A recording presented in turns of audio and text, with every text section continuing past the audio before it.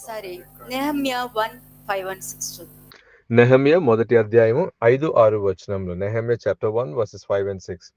ఎట్లనగా ఆకాశమందున్న దేవా యెహోవా, భయంకరుడైన గొప్ప దేవా, నిన్ను ప్రేమించి నీ ఆజ్ఞలను అనుసరించి నడుచు వారిని కటాక్షించు వారితో నిబంధనను స్థిరపరచువాడా, నీ చెవియొగ్గి నీ నేత్రములు తెరిచి నీ సన్నిధిని దివారాత్రము నీ దాసులైన ఇశ్రాయేలు పక్షముగా నేను చేయు ప్రార్థన అంగీకరించుము.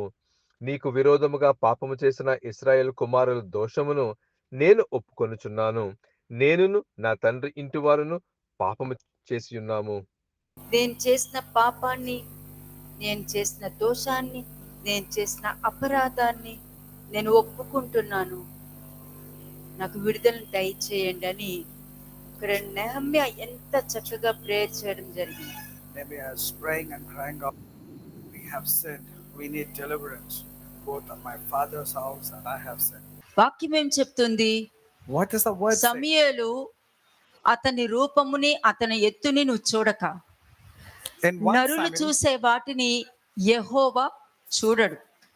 in 1 Samuel 16:7, it clearly tells, God tells to Samuel, Samuel, man looks at the external appearance. Don't look by what you see externally, but God sees the heart. దేవుడు హృదయాన్నే చూస్తారు. God sees the heart, not the external appearance of a person. అందుకే దావీదును హృదయానుసారుడని ఎందుకన్నారు?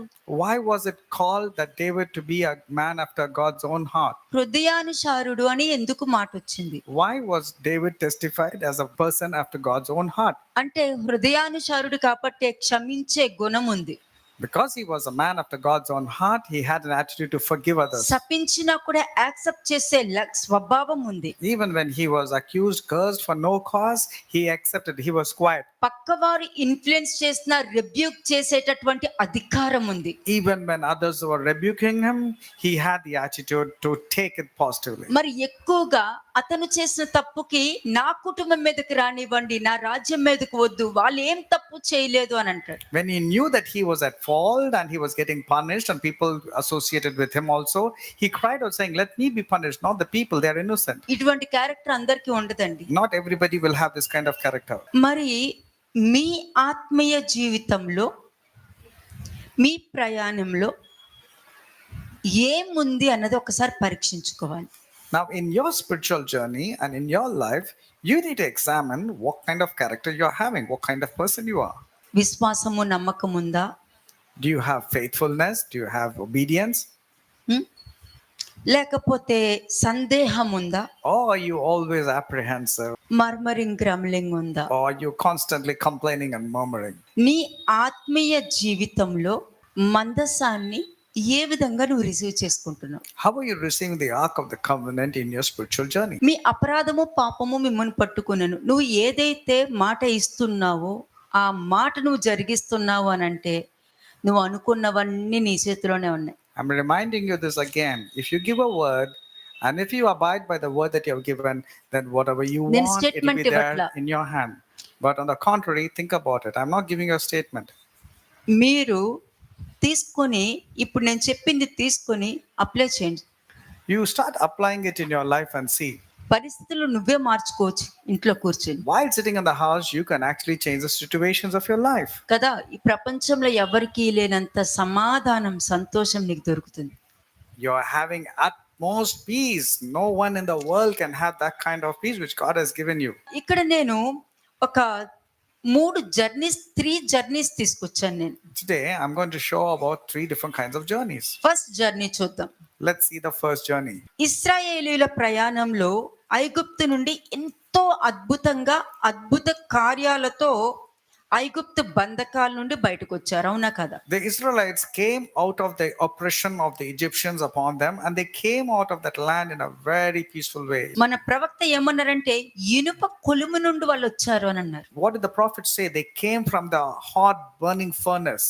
అంటే అంత భయంకరమైన పరిస్థితుల నుండి వచ్చారు అని అర్థం. They came from a very difficult situation. కలవరంతోను, గందరగోళ పరిస్థితిలోను, సరైన నడిపింపు లేక నిస్సహాయ స్థితిలో వచ్చారు. They were very desperate, hopeless situation. They were going through a difficult phase of their life. కదా, దాని నుండి బయటకు వచ్చినదే first journey. That was the first journey of the Israelites.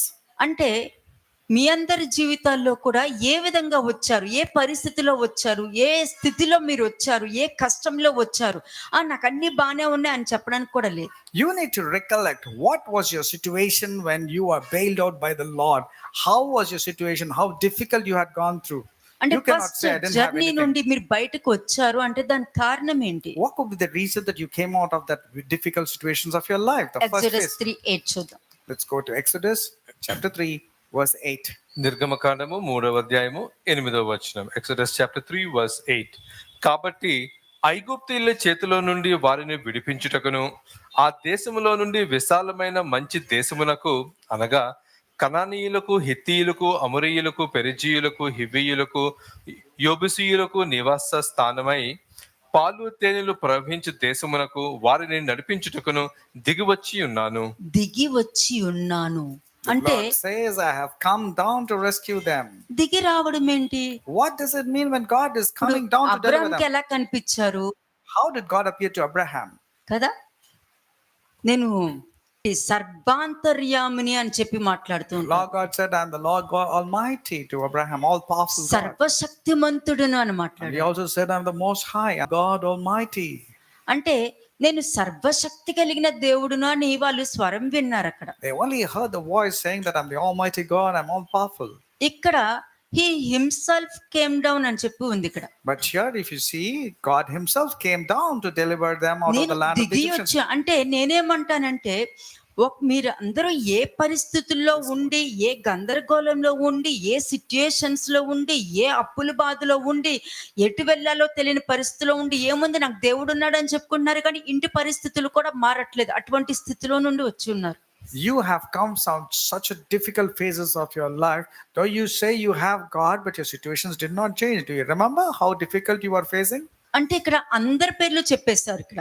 And here, all the different cities' names are mentioned. అంటే కనానీయులకు, హిత్తీయులకు, అమోరీయులకు, పెరిజీయులకు, హివ్వీయులకు, యెబూసీయులకు నివాస స్థానమై పాలు తేనెలు ప్రవహించు దేశమునకు వారిని నడిపించుటకు దిగి వచ్చి ఉన్నాను. And the Lord delivered them from the different cities and also made them go to a place of land flowing with milk and honey. మీరు నిర్గమకాండంలో 20వ అధ్యాయంలో 10 ఆజ్ఞలు తెలుసు మీకు You know about the 10 commandments mentioned in the Bible. కదా? ఈ 10 commandments అన్నది దేవుడు చెప్పడం వల్లే మీకు తెలిసింది.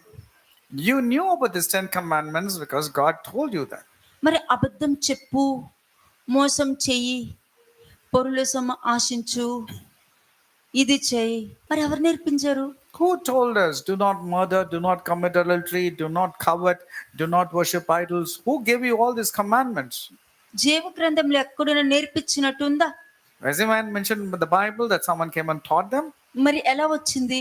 Where did it come from? అబద్ధము చెప్పకూడదు, నీ దేవుణ్ణి వ్యర్థంగా ఆరాధించకూడదు అని వచ్చింది. అంటే ఏమేమి దేవుడు చెప్పారో నేటి దినమున అది దానికి ఉల్టాగానే మనుషులు చేసుకుంటూ వెళ్తున్నారు. Is not the people of this world are doing contrary to whatever commandments that God has given? Are they not going in the opposite direction? ఎందుకని? Why? మరి దేవుడు నేర్పించలే కదా. God did not teach. మరి అవంతా కూడా విగ్రహారాధనతోనే సమానము. When a man does contrary to the teachings of God, it's like idolatry. దేవుడు నేర్పించినది నువ్వు చేస్తున్నావు అంటే దానికి అర్థము ఐడోలేటరీ. అది Idolatry is not worshipping of idols. It's when you're doing things opposite to God's teaching, it's idolatry. బాగుంది, నీ first journey బాగుంది. The first journey was interesting. మరి నీ రెండో జర్నీలో ఏముంటుంది So what can you find in your second journey? కదా? రెండో జర్నీలో ఏముంటదంటే నువ్వు ఏ విధంగా బయటకు వచ్చావో, The way you came out of your struggles ఎవరు నిన్ను తీసుకువచ్చారో, and whoever has brought you ఏ విధంగా నువ్వు బయటకు వచ్చావో, and the way you came out, ఏ వాక్యాన్ని బట్టి నువ్వు బయటకు వచ్చావో, which word of God helped you to be bailed out. దాని మీద నువ్వు నిలకడగా ఉంటే, If you establish yourself in that particular కదా, What? నువ్వు నిలబడి ఉన్నావా లేదా అన్నది చూడటానికే దేవుడు పరీక్షించడానికని నీ రెండో స్టెప్ ని యూజ్ చేస్తాడు. And God uses the second part of your journey to test you if you are able to abide in the word that you gave to God or not. అంటే ఫస్ట్ స్టెప్ లో ఏమనుకున్నావు నువ్వు? What were you thinking in the first phase? మందసానికి గౌరవం ఇస్తున్నావు You are respecting the Ark of the Covenant. అంతే. కానీ విలువిస్తున్నావా లేదా అన్నది కనుక్కోవాలంటే సెకండ్ స్టెప్ కి ఎంటర్ అవ్వాలి. To truly know if you're respecting and honoring the Ark of the Covenant or not, you have to enter the second phase. ఇశ్రాయేల్ జనాంగంలో చాలా మందికి 40 సంవత్సరాలు అయినా కూడా 40 ఇయర్స్ అన్నది వాళ్ళకి పనిష్మెంట్ అండి. Israelites, the journey was meant to be only 11 days, but it was 40 long years, and that was accounted as a punishment to them. ఇప్పుడు చాలా మంది అంటారు ఈ సంవత్సరంలో నేను అప్పుల్లోకి వెళ్ళిపోయా. Many people say, I entered into a loan financial crisis only ఇప్పుడు this నుండి year. కూడా ఇప్పటి వరకు కూడా ఈ 20 సంవత్సరాలు దాటినా కూడా నేను బయటికి రాలేదంటారు. So even after 20 long years, so many long years, I'm not come out of my కానీ financial దేవుడు crisis. అంటారు, వాక్యం అంటారు, ఉపవాసం అంటారు, అన్ని చెప్తూ ఉంటారు. But they will say God, they will say fasting, they will say praying, they will pretend as if they're religious. కానీ వాళ్ళు రియలైజ్ అవ్వట్లేదు ఏంటంటే వాళ్ళు పనిష్మెంట్ ఫేస్ చేస్తున్నారు అన్నది ఆ గ్రహింపులోనికి రావట్లేదు. But they are not able to come to the proper understanding that they're experiencing punishments in their lives. 40 సంవత్సరాల పనిష్మెంట్ ఎందుకు వచ్చింది? Why was that 40 years of punishment? Why did it ఎందుకు come? రావడానికి జరిగింది What could the reasons for the 40 years punishments? కదా? Promise land విషయంలో చెడ్డ సమాచారాన్ని నమ్మారు. Because when it comes to go and tell about the promised land, they believed in the evil and bad report. Me place లో నేనున్నాను అనుకో, And if I were you, చెప్పింది నమ్మను, I will never believe నేను whatever ఇల్లు I hear. చూస్తా. I will go and see, witness myself. అందులోను దేవుడి నోట్లో నుండి వచ్చిందనుకో, But if it has come from the mouth of God, అక్కడ బురదున్నా కూడా బాగుందని చెప్పేస్తా. even if it is dirty, miry clay, I will still look at it and say, it's good. ఏమో నా కళ్ళు ఏం చెప్తుందో తెలీదు, Because I cannot believe my eyes. I'm కానీ నా not going to దేవుడు go. చూస్తారంటే అది సత్యం అంతే, అది ఏదైనా సరే అంతే. If God sees it, it's always good and perfect. I'm not going to believe in what my ఏం eyes see. కంఫర్ట్ పొజిషన్ లో ఉంటారండి అది. For sure, that person will be in a very మనుషులకి comfortable ఈ position. Understanding లేకపోవడం వల్లనే పనికి మాలిన సాక్ష్యానికి వెళ్ళిపోతున్నారు. People are not able to have this proper understanding. That's the reason they are going to the పనికి witnesses మాలిన of సాక్ష్యానికి scoundrels. వెళ్ళిపోతున్నారు అంటే స్కౌండ్రల్స్ అని బైబిల్ The చెప్తుంది. Bible says you become a scoundrel when you started believing in gossip and unwanted speech. మరి వారి leader ఎవరు? Who is the leader? Jezebel. It was Jezebel. ఒక అజంప్షన్ ఎంత మంది ప్రాణాలు తీస్తదో, An assumption can lead to so many ఒక murders and manipulation assassinations. ఎంత మంది జీవితాలతో ఆడుతుందో. A manipulation can play with many people's life in a wrong ఒకటే way. చెప్తానండి, తప్పు చేయని వాడు శిక్ష అనుభవించొద్దు. But a person who is not guilty, let him not be afflicted, let him not be punished. తప్పు చేయకుండా వాడు శిక్ష అనుభవిస్తున్నాడు అని అంటే ఎవరి వలన జరిగిందో వాడు పుట్టకుండా ఉండటం మేలు అంటాను But if an నేను. innocent man is punished for no cause, for sure the person who made the innocent man guilty, for sure he shouldn't have been alive, shouldn't be dead. నిజం. ఎందుకంటే అంతా రంగులు రంగులుగా చాలా బాగున్నట్టు ఉంటది. It appears life is very colorful and people are very good looking. యోబు గ్రంథంలో ఉంటది కదా. It's mentioned in the book of Job. ఏంటి మీరు అడుగుతున్నారు, అబ్బా వాళ్ళు ఎంత చక్కగా ఉన్నారు, వాళ్ళకి బోల్డ్ అంత డబ్బు ఉంది, వాళ్ళ పిల్లలు బాగున్నారు, వాళ్ళకి అన్ని ఉన్నాయి, వాళ్ళకి ఏ ప్రాబ్లం లేదు అనుకుంటారు, కానీ ఒక్కసారిగానే మునుగుతారు అని చెప్పి లేఖనం చెప్తుంది. The book of Job says these people appear to be healthy, they have a lot of properties, they have every cattle, they're not having anything which is going wrong, but all of a sudden destruction will come in its place. దేవుడి నుంచి వచ్చింది దేవుడి మీదనే దృష్టి పెడతాది, దెయ్యం నుంచి వచ్చింది దెయ్యం మీదనే దృష్టి పెడుతుంది. Whatever comes from God, that thing will be focusing, or that person will be focusing on God. And whatever comes from the devil will be focusing on that person. And so is this person. ఆలోచించండి, నీ ఆత్మీయ జీవితంలో ఇటువంటి పనికిమాలిన సాక్ష్యంతో ఉన్న వాళ్ళు ఎవరైనా enter అవుతున్నారా? In your spiritual journey, you need to check if there are any scoundrels kind of people are entering into your life to defile you. కానీ వాళ్ళు వచ్చింది ఎట్లా ఉంటుంది? నిజంగానే ఉంటది. And when they come, they appear as if they are very holy and righteous and good. సర్పం చెప్పలేదంటే మీరు చావనే చావరని. Did not the serpent say to Eve that you shall surely not die? వాళ్ళు ఏం చావలేదుగా, Indeed, they didn't die. వాళ్ళు బ్రతికే ఉన్నారు కదా. They were alive. కంటితో చూస్తే ఏం కనబడుతుంది అక్కడ? When you see with your natural eyes, it appears they are not dead. Logical mind ఇలాగే కనబడుతుంది. This is how logical mind will deceive you. వాక్యాన్ని లాజికల్ మైండ్ తో తీసుకున్నా, నీ తెలివితేటలతో తీసుకుంటున్నావంటే ఎవరో నిన్ను మోసం చేసేది వేరే, నిన్ను నువ్వు మోసం చేసుకునేది వేరే. Logical mind is something you getting yourself deceived by yourself. It's not someone coming and deceiving you. How weird it is when you get deceived by yourself. వాళ్ళని పాలు తేనెలు ప్రవహించు ఆ మంచి ఆశీర్వచనపు ఆ దేశాన్ని వెళ్ళి చూసి రమ్మంటే అందులో అంతా కూడా నెగిటివ్ పట్టుకుని వచ్చారు. They were supposed to go and tell what they saw in the promised land. But when they came with a bad and an evil report telling the place is not good. కదా. అంటే నువ్వు చూసే విధానంలో problem ఉంటది. It all depends upon how you see a situation or perceive అంటే things. For example చెప్తా, నువ్వు చూడటానికి బానే ఉంటావు, You appear to be good. Everything ఎదుటి seems to వాళ్ళని be fine. చూసే విధానంలో నీకు బానే ఉంటది. It'll appear as if whatever you see in the other person, it appears to be good. కానీ వాళ్ళు నిన్ను ఏ విధంగా రిసీవ్ చేసుకున్నారో నీకెలా తెలుసు? But how do you know the other person is receiving you or received you? కదా. ఇప్పుడు వీళ్ళు నార్మల్ గానే ఉంటారు, These people would be absolutely normal. కానీ ఎదుటి వాళ్ళు రిసీవ్ చేసుకోవడంలోనే నెగిటివ్ తో స్టార్ట్ అయిందనుకో, But when a person receives you in a negative way, నువ్వు ఏది చేసినా కూడా వాళ్ళు వేరే విధంగా తీసుకుంటూ వెళ్ళిపోతారు. whatever good you do, the other person will start seeing in a negative తర్వాత way. వాళ్ళు రియలైజేషన్ కి వస్తారు, అయ్యో తప్పు నాదే అని వాళ్ళకి రియలైజేషన్ తో వస్తారు. They may come to a realization at a later stage of their lives. అది వాళ్ళకొక్కరికి మాత్రమే తెలుసు. But only those people know. కానీ బయట వారి దగ్గరికి వచ్చేసరికి ఏమవుతుంది, ఎదుటి వాళ్ళ మీద తోసేస్తారు. But when it comes to others, they want to blame it on someone else. అది ఎంత భయంకరం అంటే అది దేవుడి దృష్టిలో అబామినేషన్ అని చెప్తాను నేను. It's an abomination in the sight of God. ఇక్కడ ఈ సెకండ్ జర్నీలో అవే కనబడుతూ ఉంటది. This is what we can see in the second journey. అంటే ఈ కాలంలో ప్రామిస్ ల్యాండ్ ఎవరు? Nowadays, what is called as a promised land? మనుష్య కుమారుడు It's the Son of Man. కదా.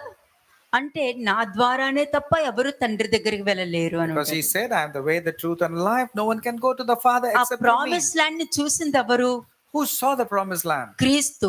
It was Christ who నీకు saw. మంచి నేర్పిస్తారు. He will teach only that which is good. క్రీస్తు ఎప్పుడు మంచి నేర్పిస్తారు. Christ will teach you always that which is నువ్వు good. క్రీస్తుని నెగటివ్ గా రిసీవ్ చేసుకుంటే బయల్జబుల్ లాగా చూస్తావేమో గానీ క్రీస్తు ఎప్పుడు మంచి నేర్పిస్తారు, చెడు నేర్పించరు. If you see Christ as Beelzebub or Jezebel, Christ always teaches that which is good, but it's your problem. నాశన పుత్రుడిని క్రీస్తు తీసేస్తారు నీలో నుండి. The Lord will remove the son of perdition from your life. వాడిని తీసేస్తే నువ్వు క్రీస్తు కంటి ద్వారా నువ్వు చూస్తూ ఉంటావు అన్ని. And when you remove the son of perdition from your life, you will start seeing Christ through your own మరి good ఆ eyes. ప్రామిస్ ల్యాండ్ క్రీస్తే. క్రీస్తు ఇచ్చిన వాగ్దానం నీకు, ఈ వాక్యము నీ ప్రామిస్ ల్యాండ్ నువ్వు ఎలా రిసీవ్ చేసుకున్నావు, ఆ ప్రామిస్ ల్యాండ్ ని ఎలా చూస్తున్నావు నువ్వు? How are you seeing the promised land? How are you perceiving it? Because it was given to you through Christ.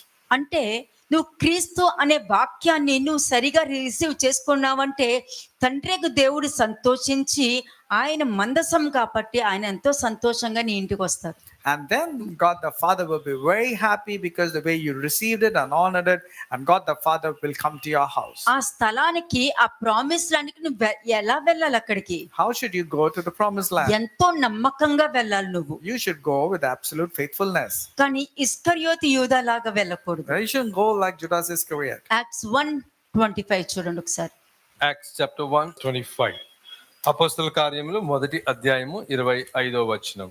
తన చోటికి పోవుటకు యూదా తప్పిపోయి పోగొట్టుకొనిన ఈ పరిచర్యలోను. అంతేమ్మా. ఇక్కడ తన చోటికి పోవుటకు అంటే ఇది దేవుడు ఏర్పరిచిన చోట, మనిషి తనకు తను ఏర్పరచుకున్న చోట.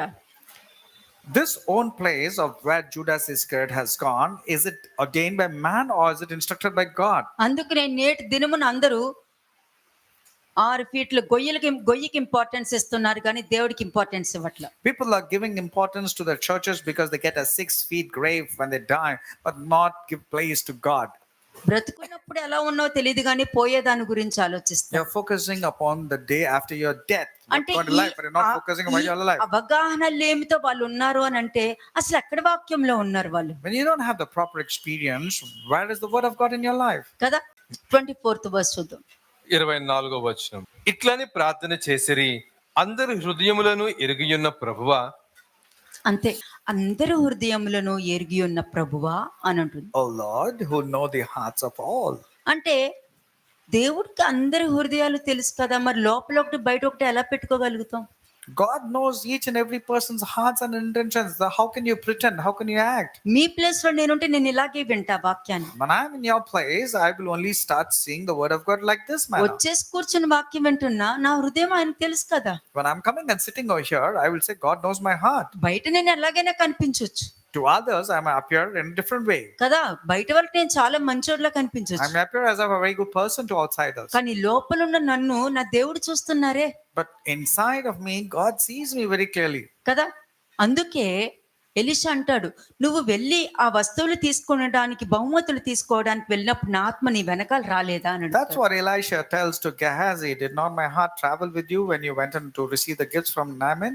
అప్పుడు కూడా అతనికి ఆలోచన రాలేదు.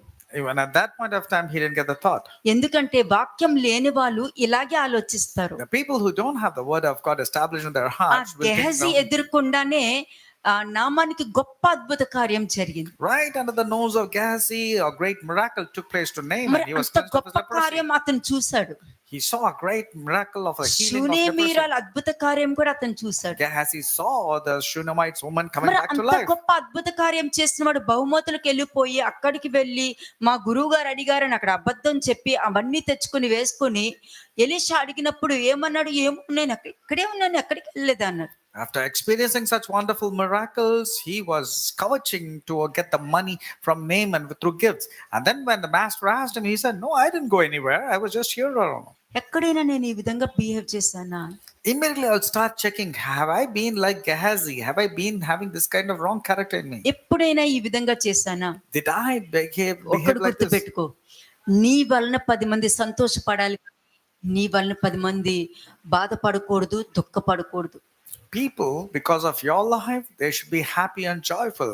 But you should not be the reason for other people's sorrow and grief. Remember this very clearly. కానీ ఇక్కడ ఒక చిన్న కమ్మ ఉంది. And here there's a ఆ comma. కామ ఏంటంటే, నువ్వు దేవుడి దృష్టిలో In the sight of God, నువ్వు దేవుడి దృష్టిలో ఉంటూ నా వలన 10 మంది, నా వల్ల ఎవ్వరు బాధపడకూడదు అని దేవుడి దృష్టిలో నువ్వు ఉంటూ అదే నువ్వు చేసుకుంటూ వెళ్ళినా కూడా ఎదుటి వాళ్ళు నీ వల్ల బాధపడ్డాను, నీ వల్లే నేను బాధపడ్డాను, నీ వల్లనే హర్ట్ అయ్యాను చెప్పుకునే మనుషులు చాలా మంది ఉంటారు. there are plenty of people who will speak against you even when you're genuinely doing good things, having God in your life. People will still find fault with you. నీ స్వభావం మార్చుకోవద్దు దాని వలన. You don't have to change your character because of others' already opinions. వాళ్ళు బయలుపరచబడి వాళ్ళు బయట చూపించేసుకున్నారు, వాళ్ళ స్వభావం They బయటకు have వచ్చేసింది. clearly exposed their sinful nature and evil nature. బయటకు వచ్చేసింది. It's been exposed. కానీ నువ్వు పలికిన మాట మీద నువ్వు నిలబడి ఉన్నావు కదా.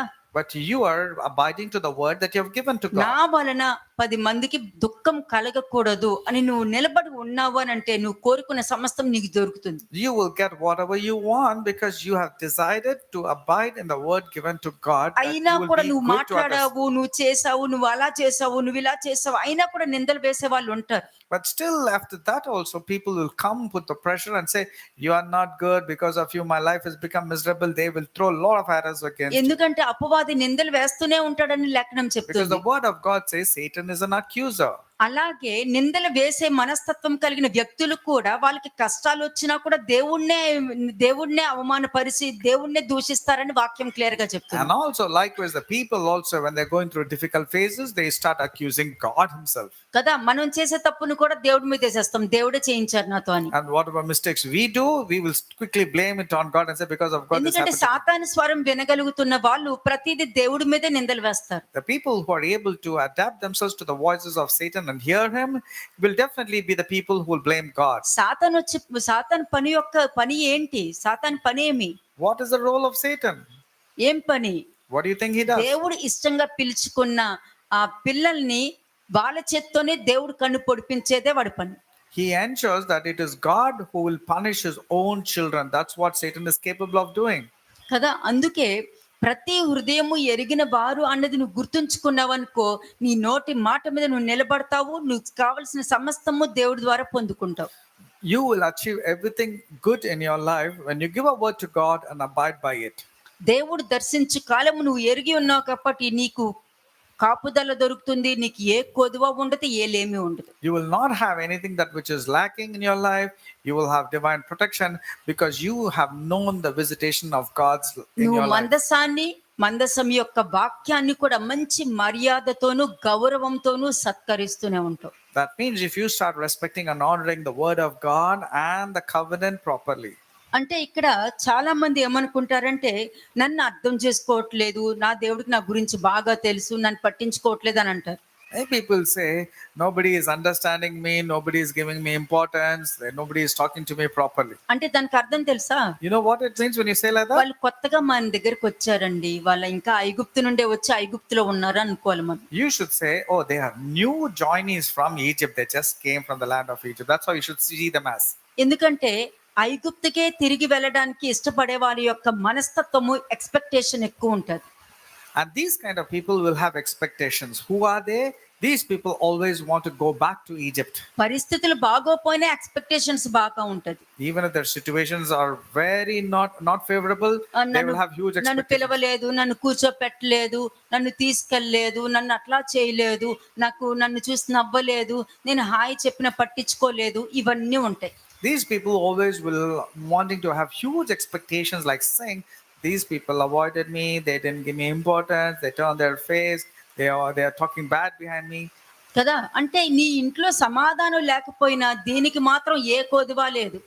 When you don't have ఇలాంటి peace, సోది మాట్లాడుకుంటానికి ఏ కొదువా లేదు. though you do not have peace, yet you are very good in murmuring, complaining, having కదా, expectations. నీ ఇంటి పరిస్థితి ఎలా ఉందో చూసుకోవాలి, నీకు సమాధానం ఉందో లేదో చూసుకోవాలి, నీ జాబ్ ఉందో లేదో నువ్వు చూసుకోవాలి, నీ బిజినెస్ ఉందో లేదో నువ్వు చూసుకోవాలి, నీ చేతి పని ఎలా ఉందో నువ్వు చూసుకోవాలి. అటువంటి దాని మీద దృష్టి ఉంచావు, కానీ మిగతా అన్నిటి మీద కూడా అక్కర్లేని పనికి మాలిన విషయాలకి దృష్టి పెడుతున్నారు అని అంటే నువ్వు ఎందుకు దేవుణ్ణి నమ్ముతున్నావు నాకు అర్థం కావట్లేదు. I don't know any one single reason why you're still believing in God, because instead of focusing on God, you want to focus on all the negative things, complaining, murmuring, doing everything నీ except ఇంట్లో God. పరిస్థితి బాగోలేదనంటే నువ్వు ఐగుప్తుకి తిరిగి వెళ్తుండడానికి ready అవుతున్నావేమో, ఒకసారి check చేసుకో. You're wanting to go back to Egypt because your situations are not changing in your life, but still you're not able to get out of the situation. చూడండి, Jeremiah 42:20 చూడండి. Jeremiah 42:20. ఇర్మియా 42:20. మన దేవుడైన యెహోవా మా నిమిత్తము ప్రార్థన చేసి మన దేవుడైన యెహోవా చెప్పినది అంతయు మాకు తెలియజెప్పిన ఎడల మేము అలాగూ చేయుదుమని చెప్పుచు మిమ్మల్ని మీరే మోసపుచ్చుకొనుచున్నారు. అది నీ ఇంట్లో పరిస్థితులు బాగోలేదు, నీ నీ హృదయంలో ఒక బాధ ఉంది, ఒకలాంటి భయం ఉంది, ఒకలాంటి దిగులు ఉంది, రేపు ఎలాగా అన్నది ఒక టెన్షన్ ఉంది, నేను ఏం చెయ్యాలా, ఏం జరగబోతుందా అని ఒక భయం ఉంది. ఇవన్నీ పెట్టుకొని ఈ అక్కర్లేని సోదంతా మాట్లాడుకుంటూ వాళ్ళిలాగా వాళ్ళట్లాగా అన్న అక్కర్లేని వాటంతా మీద కూడా దృష్టి పెడుతున్నారు అంటే దానికి అర్థం ఏంటి? ఐగుప్తుకి వెళ్ళడానికి రెడీగా ఉన్నావు అని అర్థం. Situations is not at all favorable in your life. You're not having peace, but you're focusing on talking bad and evil about others or complaining about others. This means clearly that you want to go back to Egypt. కానీ దేవుడి దగ్గరికి వచ్చేసరికి 20వ వచనం బాగా చెప్తారు. But when it comes to God, they are very good in quoting verse 21. మన దేవుడైన యెహోవా మా నిమిత్తము ప్రార్థన చేసి మన దేవుడైన యెహోవా చెప్పినదంతయు మాకు తెలియజెప్పితే మేము అలాగే చేస్తామని అంటారు. And they will tell whatever God tells us, will declare to us, we will definitely do it. It's still there in verse 20 in the English Bible. దేవుడు ఈ సాతాను నెత్తి మీద కొట్టడం నేర్పిస్తుంటే వీడేం చేస్తున్నాడు? వాడు తప్పించుకొని దేవుడు పిల్లల్ని దేవుడు నెత్తి మీద కొట్టేటట్టు చేస్తున్నాడు. It was instructed by God that you're supposed to trample serpent on his head, but what is serpent doing? He's using God's children to strike God on his head. మళ్ళీ మనం హెడ్డింగ్కి వచ్చేసాం. We have come back to the same heading. Number 1 అక్కడ రాసుకోండి. యెహోవా చెప్పినదంతయు మాకు తెలియజెప్పినడల మేము అలాగే చేయుదుము అంటే అక్కడ మీరు మేము దేవుడికి మాట ఇచ్చాము అని రాయండి. And here they say, whatever God declared to us, we will do it. So you should write what అంటే you have given and ఇక్కడ you ఏం have చేస్తున్నారు? forgotten. నేను దేవుడికి మాట ఇచ్చాను. Now the first is you have given a word to God. తర్వాత ఆరో మార్క్ వేసుకోవాలి. After that, put an arrow mark. అంటే దేవుడికి మాట ఇచ్చావు అంటే మీరు చెప్పిన మాట నేను వింటాను అని నువ్వు మనుషులకు కాదు, డైరెక్ట్ గా దేవుడికి ఇచ్చుకున్నావు అక్కడ. You have given a word to God telling for sure I will do it. You're not given a word to man. కానీ ఇక్కడ ఏం జరిగింది What took place here? కదా? వీళ్ళు అంత గొప్ప అద్భుత కార్యములు చేసుకుని అంత గొప్ప కార్యాలు చూసి ఐగుప్తు నుండి బయటకు వచ్చిన తర్వాత అరణ్యంలో కూడా అదే మర్మరింగ్ అదే గ్రంబ్లింగ్ లో తిరిగిన తర్వాత కూడా వాళ్ళ బుద్ధి మారలేదు. చూడండి, After experiencing so many signs and wonders and miracle coming out of the land of Egypt, and still the people, after going through experiencing difficult phase of the life, their mindset did not change. కదా?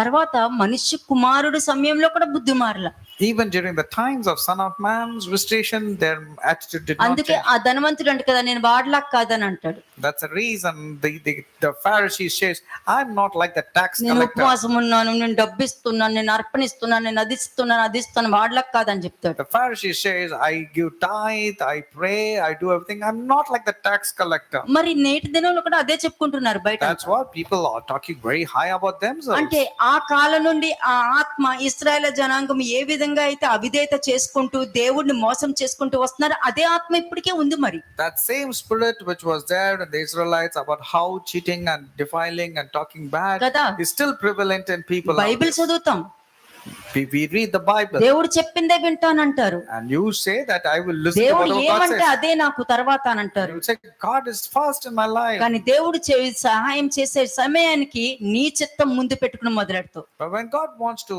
help you, you want to accomplish your thoughts, your వాళ్ళ will బుద్ధి first. మారదు. Your attitude doesn't change. ఏమైందా, ఆ ధనవంతుడు మరణించిన తర్వాత కూడా అతని బుద్ధి మారిందా? Now, what happened to the rich man when he was caught up in the lakes of fire? Did his attitude change? No, he బుద్ధి did not change. మారలేదు. He did not change his attitude there మీకు also. ఈ mystery కూడా మీకు నేర్పించాను. Yes. ఇక్కడ ఏ character ఉంటుందో అదే క్యారెక్టర్ పాతాళంలో ఉంటుంది. ఈ భూమి మీద ఉన్నవన్నీ నీకు జ్ఞాపకం ఉంటాయి. I've told you about this mystery also. Whatever character you are having over here, the same character you will have it while you're experiencing punishing when the అదే person goes నువ్వు to hell. పరదేశకు వెళ్ళావంటే నీకు ఏమీ జ్ఞాపకం ఉంటుంది. But on the contrary, when you are caught up in heaven or paradise, you will not remember anything of your కానీ life but in దేవుడైతే the world. నీకు జ్ఞాపకం చేస్తారు. But God will definitely remind you. ఆ సమయంలో ఆ గడియలో జ్ఞాపకం చేసి మరలా క్లోజ్ చేస్తారు నీ He will ఆత్మీయ remind you. స్పిరిచువల్ ఐస్ ని. He will remind you at that particular moment and then immediately close that file. Or close కదా, the reminder. నీ మాట నేను వింటాను అని చెప్పి ఫెయిల్ అయ్యారా అనేది ఒకసారి చెక్ చేసుకోండి. The first and the foremost thing is write down, Lord, did I give a word to you and I fail in doing it? Write Kada. it down because it's very important. లేదండి, step. దాన్ని cover చేసుకోండి, మనం ఎలాగైనా సరే cover చేసుకోవచ్చు. But you can easily justify and cover it up. అలా కాదు ఇలా చేస్తే బాగుంటుంది కదా, అట్లా కాదు ఇలా చేస్తే బాగుంటుంది కదా, అలా ఎందుకు అనుకుంటున్నావు, ఇలా అనుకోవచ్చు కదా అని మనము ఎన్ని తప్పులు చేసినా కవర్ చేసేసుకోవచ్చు. You can cover up your actions by telling the reason why I could not keep that word is this. The reason I'm not able to do. Sometimes you even forget what you have given.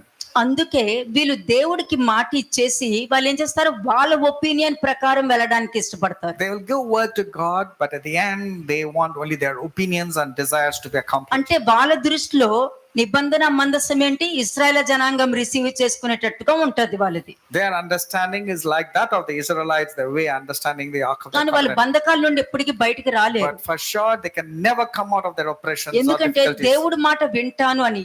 మోషే ఏమన్నాడు, మీరు దేవుడు పని చేస్తాను, యుద్ధానికి వెళ్తానని మీరు మాట ఇచ్చారు కాబట్టి ఆ మాట నిలబెట్టుకుంటే మీరు కోరుకున్నది మీకు దయచేయబడుతుంది. కానీ ఆ మాట మీరు నిలబెట్టుకోకపోతే మీరు పలికిన మాటే మీకు అపరాధంగా మారుతుంది. చాలా భయంకరం తెలుసా. He said, if you are given a word, you need to keep up the word. But at the end of the day, when you fail to keep up the word which you are given to God, for sure your transgressions will find you. 21st verse చూడండి. Jeremiah 42:21. ఇర్మియా 42:21. నేను మీకు దాన్ని తెలియజెప్పుచున్నాను కానీ మీ దేవుడైన యెహోవా మీ యొద్దకు నా చేత పంపిన వర్తమానమును మీరు అంతే, ఆలకింపకపోతే. మీ నిర్ణయంలో అన్ని బాగానే ఉన్నట్టు కనబడతాయి. మీ నిర్ణయంలో సరైన డిసిషన్ తీసుకున్నాను అనుకుంటారు, మీ నిర్ణయంలో అన్ని బాగున్నాయి అనుకుంటారు, కానీ దేవుడు దాన్ని శపిస్తారన్నది గుర్తుపెట్టుకోవాలి. You will be thinking that your decisions are really right and you're doing well, but remember that curse will come from God upon it. కదా, కొంతమందికి శాపం కూడా పనిష్మెంటే, కొంతమందికి శాపం కూడా ఆశీర్వాదంగా మారుస్తానని వాక్యం చెప్తుంది. To some people, curses is a punishment, and to many righteous people, the curses also will be turned into blessings. కదా, ఎప్పుడు కూడా నేను అబద్ధం చెప్పను, నేను నీతిమంతుడిని, నేను నీతిమంతురాలిని అని చెప్పుకుంటున్నారు అని అంటే నువ్వు దేవుణ్ణి అబద్ధికుని చేసేస్తున్నావు. When you proclaim yourself as a righteous person, holy person than others, that means you're making God as a liar. అలా చెప్పుకొని నీ శ్రమలు పెంచుకుంటున్నావు, ఏడింతలు నీ శ్రమలు పెంచుకుంటున్నావు. You're increasing your punishment 7 times when you are claiming that you're a righteous person. కదా, శాస్త్రుల నీతి కంటేను పరిచయుల నీతి కంటేను నీ నీతి అధికం కాని ఎడల పరలోకం రాజ్యంలోనికి నువ్వు అడుగు పెట్ట వాక్యం వాక్యం చెప్తుంది. unless your righteousness exceeds that of the Pharisee and the scribes, you cannot enter the kingdom of God. That's what the word of God says. వాక్యం ఇలా చెప్తుంది, The word of God says so. కానీ బయటకు వచ్చేసరికి ఏం జరుగుతుంది? But actually, what's happening outside? శాస్త్రులు చెప్పిందే జరుగుతుంది, But what about the scribes and the పరిసయ్యులు Pharisees are telling? చెప్పేదే జరుగుతుంది. What about the scribes and Pharisees mentioned? Only that's వాళ్ళు happening. వాళ్ళు ఏం చెప్తున్నారు అదే జరుగుతుంది. మనుష్య కుమారుడు ఏం చెప్తున్నారో అదే జరగట్లా. Oh, you're not interested in what the Son of Man has to say. You're more focusing on what the Pharisees are saying. మరి And you're 20వ abiding. వచనంలో వాళ్ళు ఏమన్నారు? మీరు ఏం చెప్తే అది వింటాము అన్నారు. But in verse 20, what did they say? Whatever you declare from God, you will do 21వ that. వచనంలో ఏమవుతుంది? And what's happening in 21? దేవుడు చెప్పినా కూడా మీరు వినలేదు అని చెప్తున్నారు. And here Jeremiah is saying, I have this day declared it to you, but you have not obeyed the voice of the Lord శాపం your God. నెత్తి మీద ఉందనుకోండి, ఒక వ్యక్తి నెత్తి మీద శాపం ఉందనుకోండి, దేవుడు ఎంత విడుదలిచ్చి వాళ్ళని ఆశీర్వదించాలనుకున్నా కూడా వాళ్ళు బయటకు రాలేరు. If a person is under a curse, no matter how many efforts God does to bail him out, he cannot come because he is decided to be there. దాని యొక్క ప్రమాదమైన విషయం కూడా తెలియట్లేదు కాబట్టి వాళ్ళు చేసే ప్రతి పాపానికి ప్రతి తప్పుకి ఏడింతలు అంటే ప్రతి తప్పుకి 7 సంవత్సరాల శిక్ష అనుభవించాల్సి వస్తుంది. And since these people do not know the implications and the consequences of the sins, for sure the punishment is increasing 7 times every time. ఎందుకంటే 7 folds year after year. Nebuchadnezzar రాజుకి జరగబోయేది ముందే చెప్పారు. Nebuchadnezzar was forewarned by Daniel, ఒక సంవత్సరం అవకాశం ఇచ్చారు, and God gave Nebuchadnezzar a full 1 long year. మార్చుకోలేదు. He could not. He 7 forgot. In fact, సంవత్సరాలు కటిక నరకం అనుభవించాడు. 7 years was difficult period of Nebuchadnezzar's life. అప్పుడు ఆఖరికి అడవిలో వెళ్ళి గడ్డి తింటం మొదలు పెట్టాడు. He became like a beast. His hair started growing like a bird, and he was eating grass like an animal. అప్పుడు తెలుసుకున్నాడు దేవుడు దేన్నైనా కూడా తలక్రిందులుగా మార్చగలరు అని.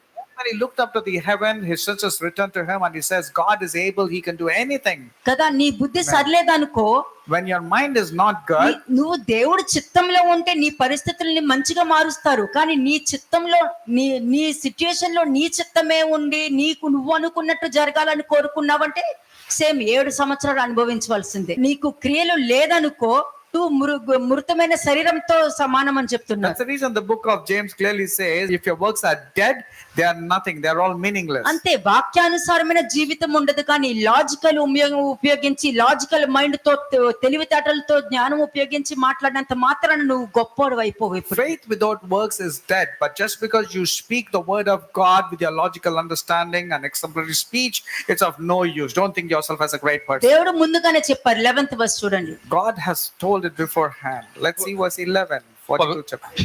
11వ వచనం, జెర్మియా 42:11. మీరు బబులోను రాజునకు భయపడుచున్నారే, అతనికి భయపడకుడి. అతని చేతిలో నుండి మిమ్మల్ని తప్పించి మిమ్మల్ని రక్షించుటకు నేను మీకు తోడై ఉన్నాను. అతనికి భయపడకుడి. ఇది దేవుడిచ్చింది. This is what the Lord God has given the promise. దేవుడు చెప్పింది కరెక్టే. నువ్వు కన్నింగ్ తో శ్రూడ్ నువ్వు నీ ఓన్ అండర్స్టాండింగ్ తో వచ్చి దేవుడి చిత్తాన్ని ఎన్నైనా అడగొచ్చు. కానీ దేవుడు మాత్రం నీకు సత్యమే నీకు చెప్తారు. కానీ నువ్వేం చేస్తావు? దాన్ని జరిగించావు. నువ్వు నీ సొంత ఆలోచనతో వెళ్తావు. You can go with your own understanding, with your own manipulative behavior. But here God is telling to everybody, you don't have to be afraid of the king of Babylon. కదా, దేవుడు క్లియర్ గా ఎంత మంచి అవకాశం ఇచ్చారు. నేను ఉన్నాను కదా, మీరు ఎందుకు మీరు భయపడవలసిన పని లేదని చెప్తున్నారు. But the Lord is saying, don't have to be afraid of the king of Babylon. You don't have to be afraid at all. నేటి దినమున మనుషులు దేవుడికే ఇన్స్ట్రక్షన్స్ ఇస్తూ ఉంటారు. But nowadays people want to give instructions to God. దేవుడికే instruction ఇచ్చి అలా చెయ్యి ఇలా చేయని చెప్తూ ఉంటారు. And they want to give God the directions in their lives also. కానీ దేవుడు నీకు ఇవ్వాలనుకున్న లైఫ్ ఏంటి? But what is the life that God wants to give you? మళ్ళా చదవండి, 11, 12, 13 చదవండి. 11, 12, 13 వచనములు. మీరు బబులోను రాజునకు భయపడుచున్నారే, అతనికి భయపడకుడి. అతని చేతిలో నుండి మిమ్మల్ని తప్పించి మిమ్మల్ని రక్షించుటకు నేను మీకు తోడై ఉన్నాను. అతనికి భయపడకుడి. మరియు అతను మీ ఎడల జాలిపడి మీ స్వదేశములకు మిమ్మల్ని పంపునట్లు మీ ఎడల నేను అతనికి జాలి పుట్టించదును. అంతే, ఎటువంటి సిచ్యుయేషన్ ఉన్నా కూడా ప్రతి దాన్ని నీ వైపుకి తిప్పుతానన్నారు. ఎప్పుడు నువ్వు దేవుడి మాట వింటే. When you obey to God, God will change any situations or difficult situations in your life to be favorable. నువ్వు దేవుడి మాట వింటేనే నీ పరిస్థితులు మారుతాయి. కానీ నీ సొంత ఆలోచనతో వెళ్ళి నేను దేవుడి మాట విన్నాను అని అనుకున్నావంటే నిన్ను నువ్వు మోసం చేసుకుంటున్నావు అని Your అర్థం. situations will change when you abide into the word of God that God is telling in the will of God. But if you go with your own thoughts, own ideology, it's foolish for you to think that God will first change. Point ఏం చెప్పాను? మీరు ఇచ్చిన మాట మీరు keep up చేసుకున్నారా? అడుగుతున్నాను. The first question asked for you was, are you able to give the word and keep it? మీరు చెప్పిన దానికి దేవుడు మీకు ఆన్సర్ ఇస్తారు. Second point. And the second point is, God will give an answer to that thing that you kept. ఇందులో మీరు connect చేసుకోవాలి. You need to check between మీరు these two. ఇచ్చిన మాట మీద మీరు నిలబడి ఉన్నారా లేదా అని. You need to check if you are given a word and you are abiding in it or not. First step మీరు అడిగారు. The first point you asked God, second step నీకు ఆన్సర్ వచ్చింది. and you got the answer in the second step. Actual step మూడోది. And the actual step is the third. అక్కడ నువ్వేం ఆలోచిస్తున్నావు? There, what are you thinking? అక్కడే నువ్వేం ఆలోచిస్తున్నావు? In your situations, what are you thinking? ఏముంటది, నా దేవుడు నాకు ఉన్నాడు, నా దేవుడు నాతోనూ ఉంటారు, నా దేవుడికి అన్నీ తెలుసు, నేనేం చేస్తాను నా దేవుడికి తెలుసు అని అనుకుంటారు. But you would say, God is there with me, God knows everything about me, I know God hears me. You will say so many statements. ఎందుకంటే నువ్వు ఇలా పలుకుతున్నావంటే దానికి అర్థం ఏంటి? And what does it mean when you're speaking నాకు like this? దేవుడు ఉన్నాడు, నాకు అన్ని తెలుసు అని నువ్వు అంటున్నావంటే దానికి అర్థం ఏంటి? What does it mean when you say, I have my God, I have everybody, and God can do నేను everything for me? మరలా తిరిగి ఐగుప్తుగా వెళ్తాను, This means that you want to go back to Egypt. దేవుడు మాట వినను అని అర్థం. It actually means you will not obey to God. దాన్నే కవర్ చేసుకోవడం అని అంటారు. This is exactly what people cover up నేను their life. దేవుడు మాట వినను అని డైరెక్ట్ గా చెప్పక్కర్లేదు. You don't have to say, I'm going to disobey God. నాకన్నీ తెలుసు, నేనన్నీ చేయగలుగుతాను, నాకు అట్లా ఉంటుంది, నాకు ఇలా ఉంటుంది అని అంటావు చూసా, అక్కడే పోయింది. Everything goes for a toss when you say, I know everything and I can do everything. God is there with me. 14వ వచనం. అక్కడ యుద్ధము చూడకయు పౌరత్వాన్ని వినకయు ఆహారపు లేమి చేత ఆకలి కొనకయు నుందుము గనుక అక్కడనే కాపురం ఉందమని మీరు అనుకునే ఎడల మీ నిర్ణయంలో అన్ని బాగానే ఉన్నాయి కదా అని అనుకుంటున్నారు.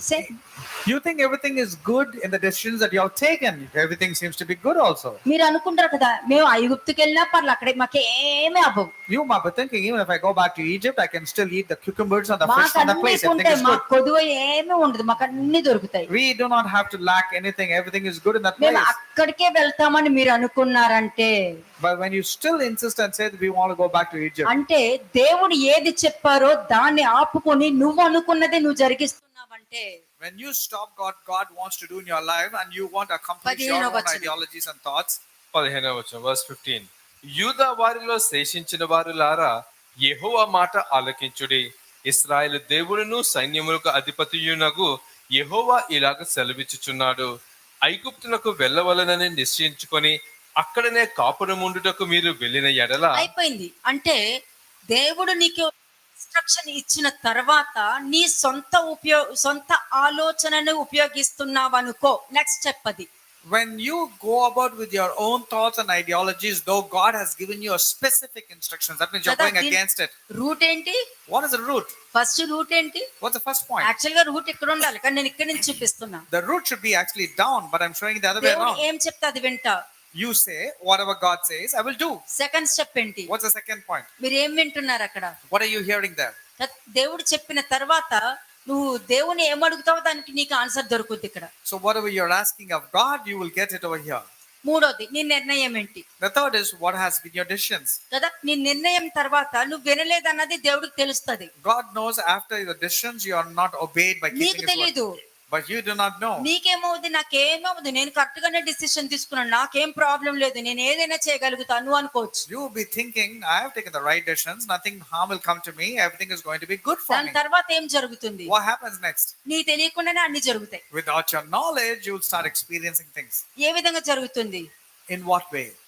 యెహోవా మాట ఆలకించుడి అన్నది మరలా నీకు ఇంకొక ఆప్షన్ ఇస్తున్నారు, మరలా నువ్వు తిరిగి వస్తావేమోనని. And again an option has been given through verse 15 telling that hear now the word of God, O remnant of Judah. ఈ థర్డ్ స్టెప్ లో దేవుడు లేరు అన్నమాట, కట్ ఆఫ్ అయిపోయారు. That means in the third stage God is no more there in your life. Cut off అయిపోయారు కాబట్టి నేనే దానిని బయలుదేరి చూస్తున్నాను అన్నారు చూసారా, అది ఎంటర్ అవుతుంది ఇక్కడ. And that's it, I will send it out, that's what it comes over here. కదా, అలా చెప్పక కూడా ఇంకొక ఆప్షన్ ఇస్తారు మరలా. After saying that also he gives another option. Option తర్వాత ఏమవుతుందో చూడండి, 16th verse. Let's see what happens when you're given still an option. Verse 16. 16వ వచనం. మీరు భయపడుచున్న ఖడ్గము అక్కడను ఐగుప్తు దేశముననే మిమ్మును తరిమి పట్టుకొనును. మీకు భయము కలుగజేయ క్షామము ఐగుప్తులోనే మిమ్మును తరిమి కలుసుకొనును. అక్కడనే మీరు చతురు. అంటే మేము ఇక్కడుంటే మా మీదకి వస్తుంది, మేము ఐగుప్తుకి వెళ్ళిపోతాము అని నిర్ణయం తీసుకున్నారు. The people have decided, telling, we will not stay back here. We will go back to the land of Egypt no matter what. This we already decided. కానీ దేవుడు ఏం చేశారు? So what has God done? ఇక్కడ ఏదొస్తుందో నువ్వు భయపడ్డావో అది నువ్వు వెళ్ళే place లోకే తీసుకొచ్చి పెడతానంట. Whatever you feared most that will come upon you while I told you to stay over here, you want to go to the other place, that same thing will come over there. ఎందుకంటే నువ్వు ఇచ్చిన మాటకి నువ్వు keep up చేసుకోకపోయినా దేవుడు నీ మీద కనికరం చూపించి ఇంకొక ఆప్షన్ ఇస్తున్నారు. Because you gave a word and you did not keep it, God still shows mercy and he comes to your rescue again, telling that watch out. ఆ ఆప్షన్ ఇచ్చాక కూడా నువ్వు మనసు మార్చుకోలేదంటే నువ్వు ఇక్కడ ఏ పరిస్థితి నీకు ఎదురవుతుందో నువ్వు భయపడ్డావో అదే పరిస్థితి నువ్వు ఎక్కడికి వెళ్ళినా వస్తున్నా నిన్ను వెంటాడుతూనే ఉంటది. So whatever you are afraid of coming against you will come to you again and again, even if you escape, because you are going ఇదే against God. భూమి మీద జరుగుతుంది. This is exactly what's happening in many మనుషులు people's వినరు, lives. మనం ఎంత చెప్పినా వినరు. But people refrain from hearing what God వాళ్ళు tells. కావాలనుకున్నదే జరగాలని అనుకుంటారు కాబట్టి అక్కడ వాళ్ళు ఫలించరు. They were so adamant to get their things only accomplished. ఎందుకంటే So they will not దేవుడి be కన్నా fruitful. గొప్పవాడు నువ్వు ఎప్పుడు అవ్వలేవు You కాబట్టి. can never ever become greater than God. ఆయన దాటి నువ్వేమి చేయలేవు You cannot do anything by crossing over God. కదా. అది చావైనా మరణమైనా జీవమైనా ఏదైనా సరే చేతిలోనే ఉంటుంది. Everything is in his hands, whether it is death or life or blessings or curses, anything, it's in the hand of God. అయినను కూడా మీ మాటే నెగ్గాలని అనుకుంటున్నారు అని అంటే 16వ వచనం చూడండి. But when you want your word only to be victorious, let's see what's happening in verse 16. ఏమన్నారు ఇక్కడ? 16వ వచనం. మీరు భయపడుచున్న ఖడ్గము అక్కడను ఐగుప్తు దేశమునే మిమ్మల్ని తరిమి ఆపండి. పట్టుకొనును. అక్కడనే మీరు చతురు అని ఉంది. It says the sword for which you feared shall overtake you there in the land that will kill you, that will Kada. make you die. అక్కడనే మీరు చతురు అని దేవుడు చెప్పారంటే అక్కడ కూడా జరగదు. ఎందుకంటే నువ్వు బతికే ఉంటావు అక్కడ కూడా. There also you will be alive. నువ్వు బ్రతికే ఉంటావు కదా అక్కడ కూడా. Are you not alive there also? కానీ ఆత్మీయంగా చనిపోతావు అని అర్థం. Well, actually it means you are dead spiritually. దేవుడు చెప్పిన మాట కన్నా నీ మాటకి ఎక్కువ విలువించి దాన్ని పట్టుకుని మళ్ళీ ఏమంటావు? నువ్వు చెప్పిందే వింటామంటాం కానీ నువ్వు చెప్పింది జరుగుతుంది అన్నది నువ్వు realise అవ్వట్లా. You are not realizing that you are adamantly following your own ways and thoughts, going against God's కాబట్టి instructions. పరిస్థితులు మారవు. Therefore your situations will never me change. పరిస్థితుల్లోనే చేస్తారు, మీ అప్పుల్లోనే చేస్తారు, మీ బలహీనతలతోనే చేస్తారు అని అక్కడ చెప్తున్నారు. That means it says you will die in your situations, in your weakness and in your problems. 17th verse చూడండి. 17వ వచనం. నేను వారి మీదకి రప్పించు కీడు నుండి వారిలో శేషించువాడైనను తప్పించుకుని వాడైనను ఉండడు. ఐగుప్తులో నివసింపవలనని అక్కడ వెళ్లి నిశ్చయించుకున్న మనుషులు అందరూ ఖడ్గము చేతును క్షామము చేతును తెగులు చేతును నిశ్శేషముగా చతురు. అంతే. రోగమైన వస్తుంది, క్షామమైన వస్తుంది అన్ని చెప్తున్నారు ఇక్కడ. ప్రతిదీ క్లియర్ గా ఉందండి. వాక్యం క్లియర్ గా ఉంది. మనుషుల్లో క్లారిటీ లేనప్పుడు ఏం చేస్తాము? రోగానికి రెడీ అయిపోతారు, అప్పుల్లో ఉండటానికి రెడీ అయిపోతారు. వాళ్ళ వల్ల 10 మంది కష్టపడుతున్నారే, మన వల్ల వాళ్ళు బాధపడతారా అన్న ఆలోచన కూడా వాళ్ళకు ఉండదు. And here the word is very clearly telling you will definitely die by the sword, the Selfish famine nature. or pestilence. You can disaster. But people, after knowing this also, they adamantly want to follow their own thoughts. అందుకనే వాళ్ళ అప్పుల్లోనే చేస్తారని ఇక్కడ వాక్యం చెప్తుంది. They will die in their loans, in their financial crisis, and they don't realize because of that ఎప్పటికీ many బయటికి other people's రాలేరు వాళ్ళు. lives. ఎందుకంటే నీ సొంత ఆలోచన నిన్ను నీ కుటుంబాన్ని నాశనం చేస్తది కానీ ఎప్పుడు పైకి తీసుకుని వెళ్ళలేదు. ఎందుకంటే నీ ఆలోచన నేను నమ్మను. Your wrong decisions can never be believable because your wrong decisions will destroy you and destroy your family members also. Is it not happening now at home? అంటే నువ్వు ఎక్కడి వరకు ఆగిపోయావు? Where have you become stagnant? ఎక్కడి వరకు ఆగిపోయావు నువ్వు? Where have you stumbled and దేవుడు fallen? మాట వినట్లేదు, అక్కడ ఆగిపోయావు. You have failed in an area where you are adamantly not wanting to listen what God ఆగిపోయి says. నువ్వు నార్మల్ గా ఉన్నావు, నాయనంతా బానే ఉన్నాను కదా, నాకేం లేదు కదా అని అంటావు. You pretend and say everything is good. I don't have any కానీ ఇక్కడ problem at all. దేవుడు తన పని తను చేసుకుంటూ But వెళ్ళిపోతున్నారు. God is continuing the punishments in your life. Really. 17th verse నుంచి చేసుకుంటూ వెళ్ళిపోతున్నారు From verse 17, He's preparing things against you. కదా. లాస్ట్ లో ఎలా ఉంటుంది? 18th verse చూడండి. Now let's see what's happening in verse 18. 18వ వచనం. ఇశ్రాయేలు దేవుడగు యెహోవా ఇలాగా సెలవిచ్చుచున్నాడు. నా కోపమును నా ఉగ్రతయు యెరూషలేము నివాసుల మీదకు వచ్చినట్లు మీరు ఐగుప్తునకు వెళ్ళిన ఎడల నా ఉగ్రత మీ మీదకు వచ్చును. మీరు శాపాస్పదముగాను భీతి పుట్టించువారుగాను దూషణాస్పదముగాను తిరస్కరింపబడువారుగాను ఉందురు. ఈ స్థలమును మీరు ఎప్పుడూ చూడరు. నా కోపమును నా ఉగ్రతయు. దేవుడు కోపము ఉగ్రత ఉందనుకోండి, ఇంకా దేవుడు సన్నిధిని ఎప్పుడు చూడలేదు. You cannot see the presence of God when you experience God's anger and His fury. కదా, మీరు ఐగుప్తునికి వెళ్ళిన ఎడల నా ఉగ్రత అంటే మీకు రాబోయే ఖడ్గంతో పాటు తెగుళ్ళతో పాటు దేవుని ఉగ్రత కూడా వస్తుందంట నెత్తి మీదకి.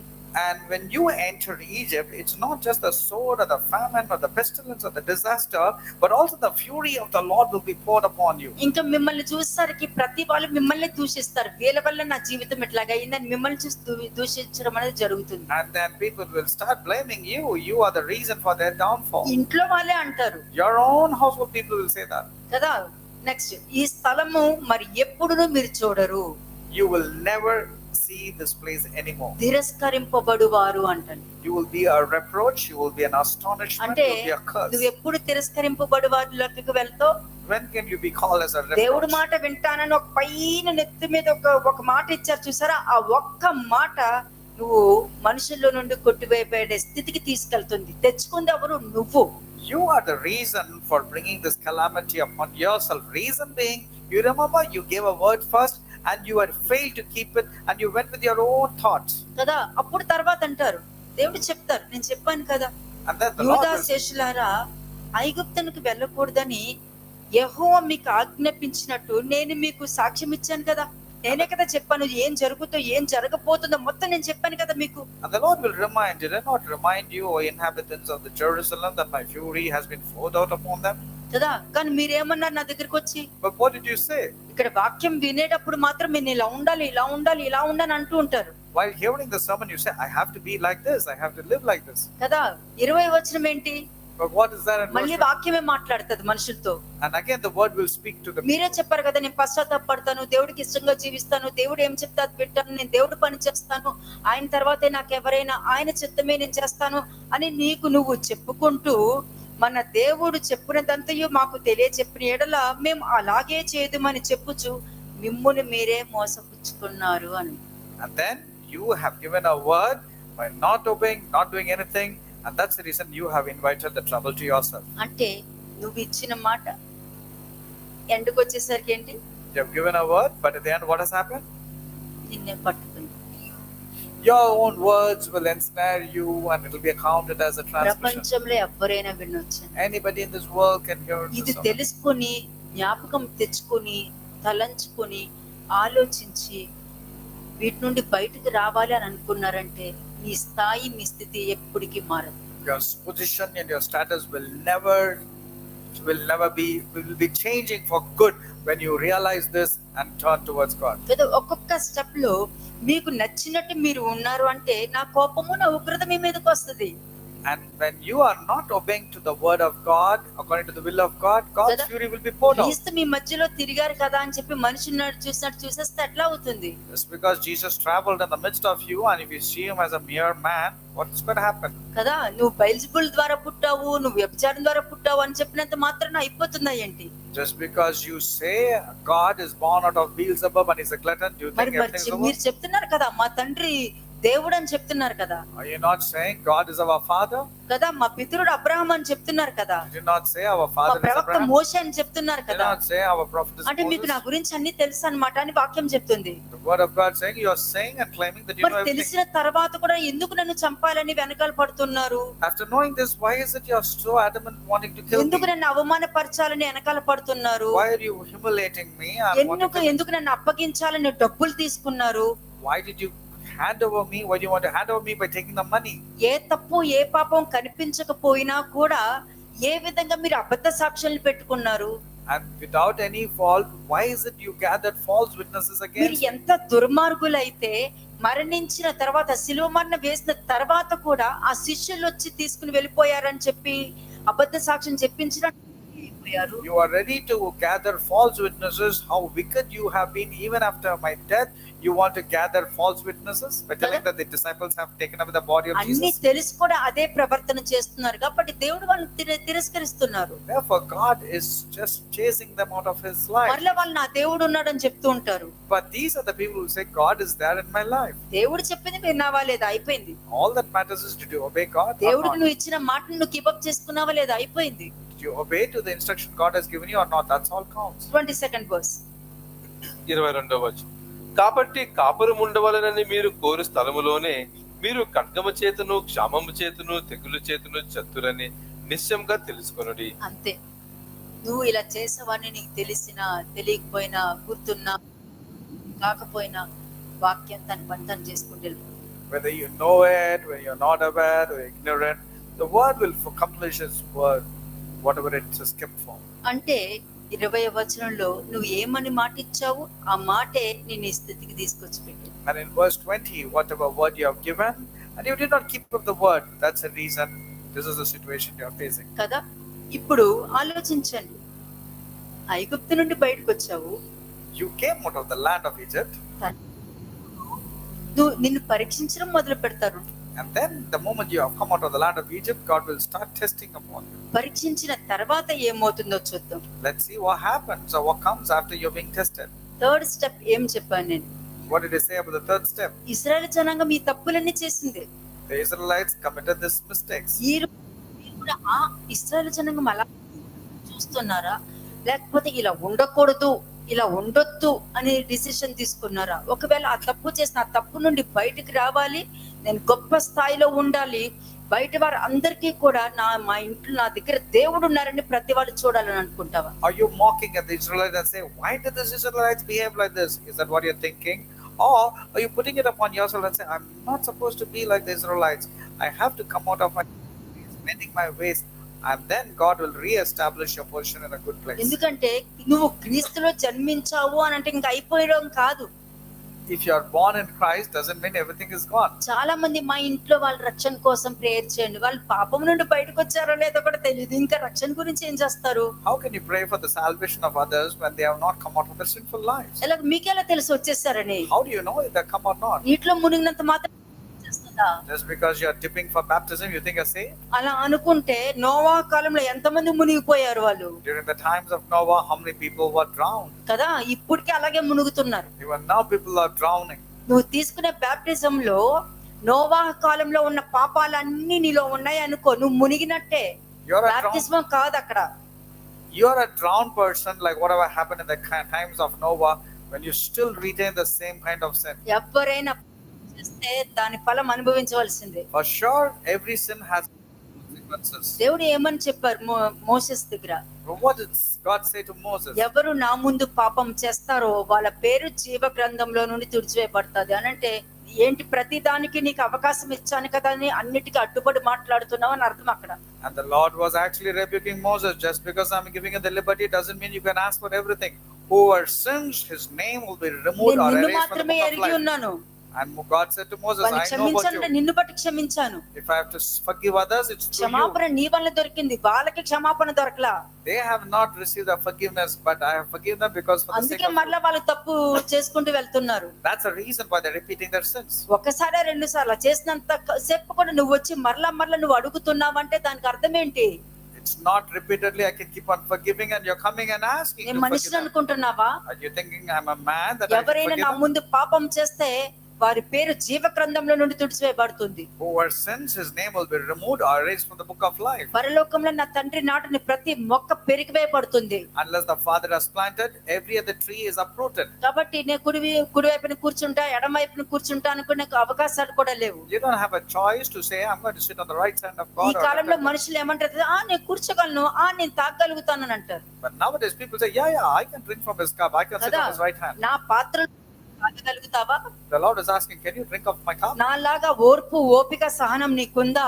Do you have the patience, endurance, and long suffering? కదా, నాలో పాపం ఉన్నదని మీరు స్థాపింపగలరా అని వాక్యం Which చెప్తుంది. one of you can convict me of my sin? That's what the Lord was asking. దావీదులాగా షిమి శపించినా కూడా శపించకుండా కూడా నువ్వు నిలబడి ఉండగలుగుతున్నావా? Are you able to stabilize yourself when Shimei was cursing David? ఎంత David was silent. చెప్పుడు Are you మాటలు able to ఉన్నా కూడా ఆ మాటలు వినకుండా నువ్వు దేవుణ్ణి ముందు పెట్టుకుని వెళ్తున్నావా? Are you able to keep God and His word and move forward, not believing in any ఇక్కడ gossip? దావీదు ఒక మాట అంటాడు, దేవుడి నుంచి కూడా వచ్చి అక్కడ చెప్పమంటే కూడా అది దేవుడు నాకు అటువంటి అవకాశం ఇవ్వకుందును గాక అని అంటాడు.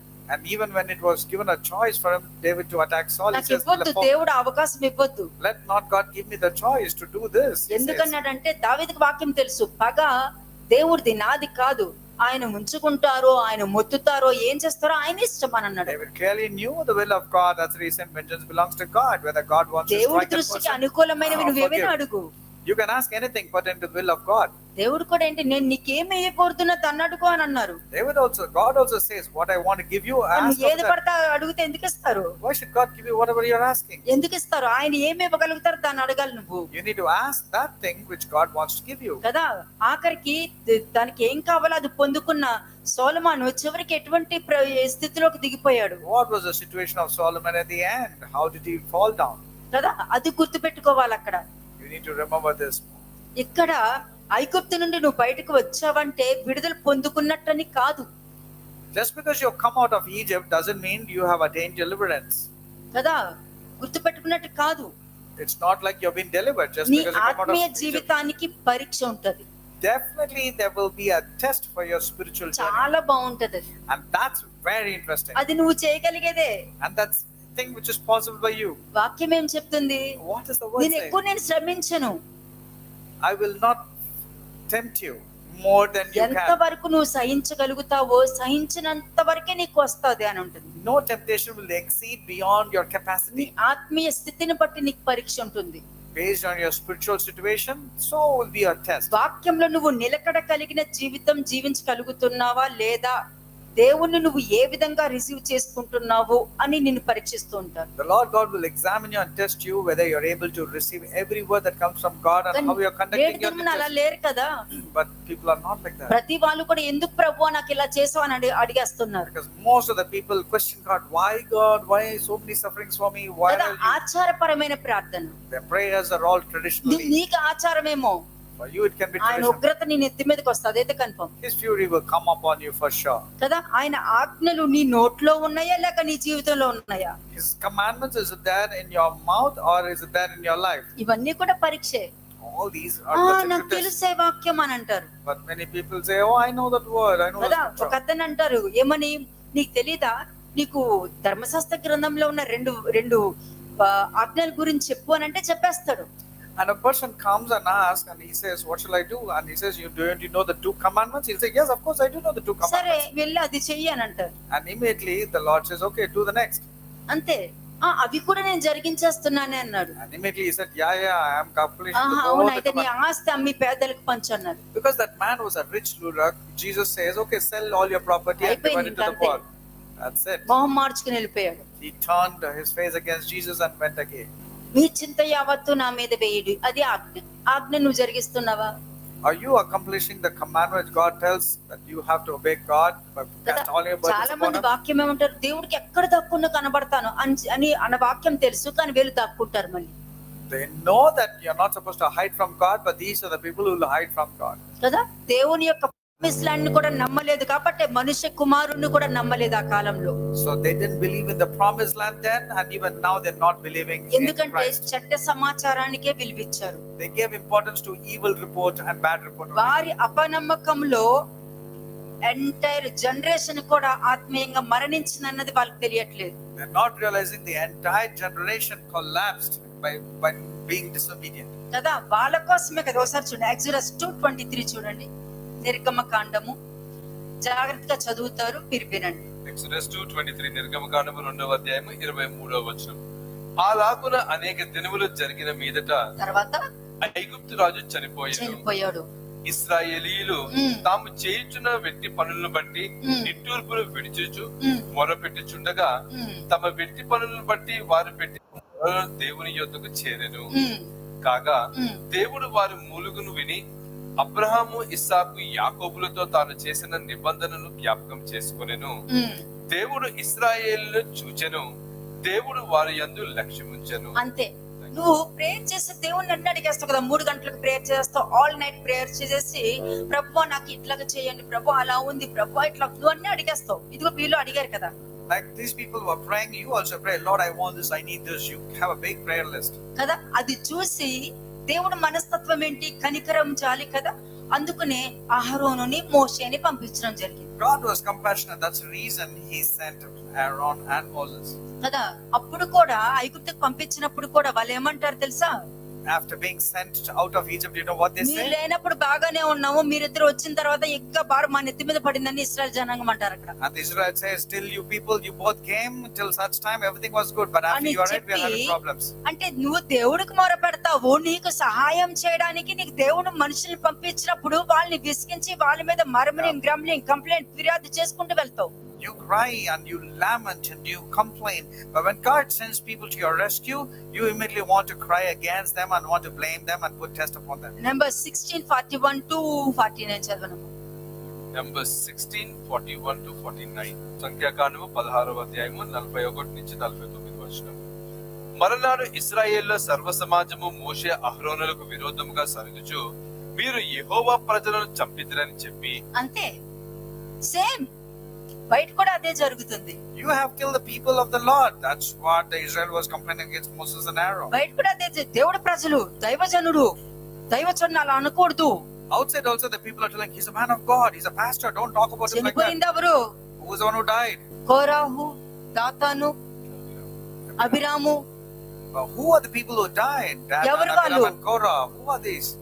They said, మోషేకి అహరోన్కి అగేన్స్ట్ గా లెగిచి దేవుడి భయం కూడా లేకుండా ధూపార్తులు పట్టుకుని దేవుడి సన్నిధిలోనికే వచ్చి నిలబడిన మనుషులు ఎవరు మరణించారు? who died? వారి మాట నమ్మిన వాళ్ళు 250 మంది వాళ్ళతో పాటు మరణించారు. The people who believed in these 4 people, Dathan, Abiram, Korah, and on 250 people. వాళ్ళు died. మరణించిన తర్వాత వాళ్ళు దేవుని ప్రజలని చెప్పని అంటున్నారు. And the other people were saying, these are God's people and you have killed God's ఓహో, people. మోషే వల్ల మీరు బ్రతికారు, మోషే వల్ల మీరు బ్రతికితే మరలా మీరు మోషే మీద లెక్సారా అని చెప్పి మళ్ళా 14,700 మెంబర్స్ చనిపోయారు.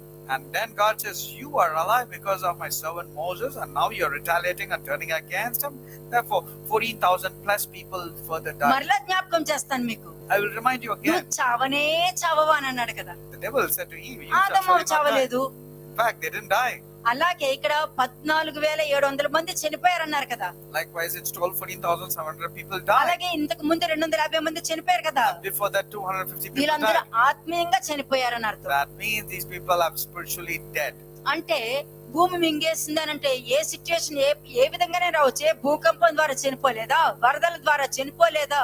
Anyone can die at any point of time, either through floods or earthquakes or any situation. ఏ సమయంలో ఏం జరుగుతుందో ఎవరికి తెలుసు? Who knows what's going to come upon? ఎవరికి తెలియదు. You never know. అటువంటి రోజుల్లో ఉన్నారన్నది గుర్తు పెట్టుకోవాలి. And never forget that you are there in these difficult days. అందుకే వాక్యంలో కూడా చెప్తున్నారు, యాక్ట్స్ 5th చాప్టర్ లో ఉంటది.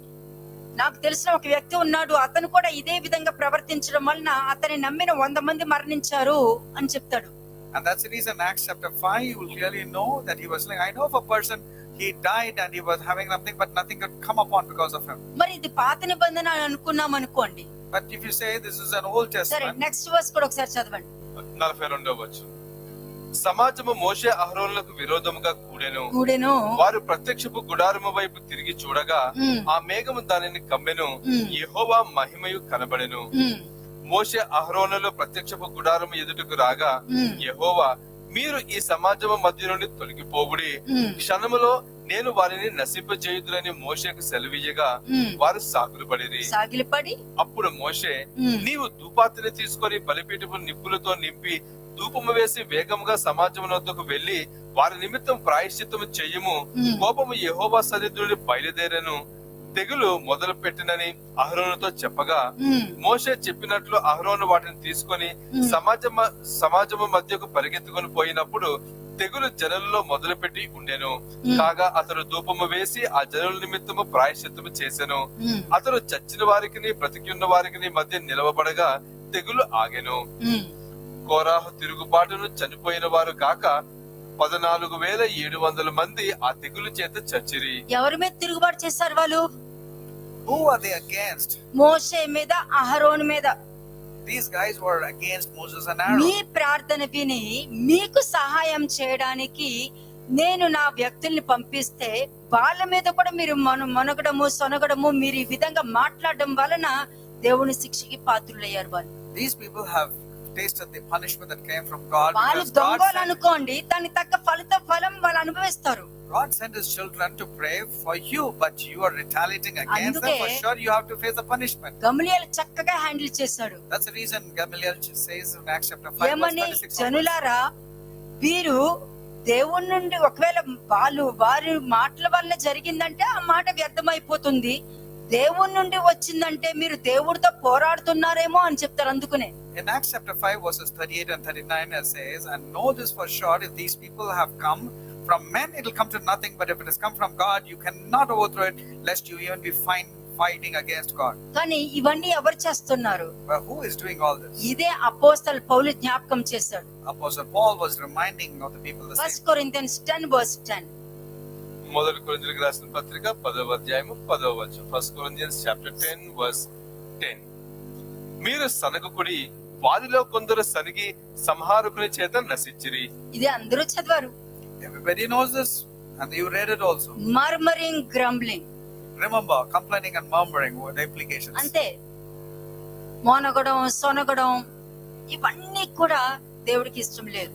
God doesn't like a person who's a complainer or a ఎందుకంటే murmurer. అలా మొనగడం సొనగడం, నువ్వు మామూలుగా ప్రార్థన చేస్తుంటేనే దేవుడికి వినిపిస్తున్నప్పుడు రోజుకి 24 గంటలు మాట్లాడుతూనే ఉంటావు కదా, మరి అది ఎవరికి వినిపిస్తుంది? And when you are thinking that God hears you through your prayer, don't you know that you are talking అంటే continuously and నీ God hears you? ఆలోచనలో ఒక్క మోకాలు వేసుకుంటేనే వింటారు అనుకుంటున్నావా? You think God hears you only when you're going on your knees? అందరివి వింటారు. నువ్వేం మాట్లాడుతున్నావో, 4 గోడల మధ్యలో ఏం మాట్లాడుతున్నావో, ఎవరితో ఏం మాట్లాడుతున్నావు, ప్రతిదీ వింటారు దేవుడు. చెవి యొగ్గి ఆలకించిన వాక్యం వినిపిస్తుంది. God hears you clearly. ఎక్కడో What you're speaking గూడారంలో within the వాళ్ళు four walls. మాట్లాడుతుంటే దేవుడి చెవిలో వినిపించిందంట While they were speaking in the tents, God heard them very clearly. కదా. ఇక్కడ కూడా మీరు సనుగుకుడి, వారిలో కొందరు సనిగి సంహారకుని చేత నశించిరి అని అపోస్తల పౌలు మాట్లాడుతుండే. ఎక్కడ సంఘానితో మాట్లాడడం జరుగుతుంది అక్కడ. Apostle Paul is speaking to the Corinth church and telling that don't complain, don't murmur, because of which you are tempting Christ and you'll be destroyed by the destroyer. వీళ్ళు ఈ కొరింథీయులు కూడా ఒక అబద్ధ సాక్ష్యాన్ని నమ్మేసి పౌలు మీద కూడా దూషించడము, నిందలు వేయడం మొదలు పెట్టారు. Apostle Paul aligned and wrongly misunderstood because they believed in the gossip. That's what the Paul Corinthians did. బోధ కూడా కల్ట్ బోధలాగా మాట్లాడారు. వాళ్ళు దేవుడితో ఆడొద్దు Don't play with God. కదా. లాజికల్ మైండ్ ఉపయోగించుకుని సాతాను మాటలు నమ్ముకుంటూ మాట్లాడావనంటే దాని యొక్క ఫలం ఎలా ఉంటుందో కూడా చూడాల్సి వస్తుంది. If you use your logical mind, you are listening to Satan, you should know the consequences. మిమ్మల్ని మీరు పరీక్షించుకోవాలని ఎందుకు చెప్తున్నారు? Why is it you are supposed to examine yourself? Galatians 6 verse 1 చూడండి. Galatians chapter 6 verse 1. గలతీయులకు రాసిన పత్రిక 1వ వచనం. సహోదరులారా, ఒకడు ఏ తప్పిదములోనైనను చిక్కుకొనిన ఎడల ఆత్మ సంబంధులైన మీలో ప్రతివాడు తానును శోధింపబడనేమో అని తన విషయమై చూచుకొనుచు సాత్వికమైన మనసుతో అట్టి వారిని మంచి దారికి తీసుకుని రావాలను. అంతే. అటువంటి తప్పు మరల నువ్వు చేస్తావేమో, ఆ విధంగా నువ్వు ఒకవేళ చేస్తావేమో ఇవన్నీ కూడా పరీక్షించుకోవాలి. See to that you also don't fall the way you are thinking about others, but you need to have a spirit of gentleness before correcting others. తిరుగుబాటు చేసే విషయంలో జాగ్రత్త కలిగి ఉండాలి, మంచి సాక్ష్యం కలిగి ఉండాలి. The first thing is see to that you don't rebel, and also see that you have a very good name. మిమ్మల్ని మీరు పరీక్షించుకోవాలి. And second, that you have to examine yourself. ఎదుటి వారి తప్పులు కనిపెట్టేటప్పుడు నీలో ఏ తప్పులు లేకుండా జాగ్రత్త కలిగి ఉండాలి. Before finding fault in others, you ensure that there is no fault in yourself. లేదనుకో ఎదుటి వారిలో నువ్వు ఒక తప్పు చూపిస్తే దేవుడు నువ్వు చేసిన అన్ని తప్పులు జ్ఞాపకం చేసుకుంటాడు. Because when you find the fault of others, God will remember all your sins. మూడోది, శోధనలో పడకుండా నువ్వు జాగ్రత్త పడాలి. See to that you don't enter into any temptations. మీ శోధన గాని మీ బలహీనత గాని అనేక పరిణామాలకి దారి తీస్తుంది. ఇప్పుడు మనం సింపుల్ గా నోటితో పట్టుకేవచ్చు, కానీ ఆ పరిస్థితి వచ్చి ఉండదు. Your temptations and weakness will lead you and go make you astray, and it will be very difficult. But when you face it, you cannot really bear it. కాబట్టి సువార్త అంటే ఏమిటో, ఏ విధంగా ఆలోచించాలో చూపిస్తా. 1 Corinthians 9 verse 1 and 2.